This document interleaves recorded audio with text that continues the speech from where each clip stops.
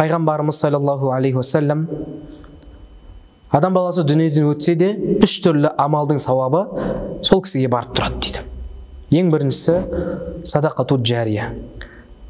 Ол дегеніміз мешіт салу, медресе салу, көпір салу, жол салу. Әрбір сол мешітте оқылған намаздың, әрбір сол көпірден өткен адамның сауаптары сол кісіге барып тұрады. Екіншісі әл-илму юнтафау бихи. Пайда беретін ғылым. Бір кісіге қандай да бір дүниелік, өмірлік, ақыреттік қандай да бір ғылым үйретіп келсеңіз, сол кісіге берілген ғылымның әрбір сауабы сізге барып тұрады. Үшіншісін айтады, дуау валади солих. Салихалы ұрпақтың дұғасы.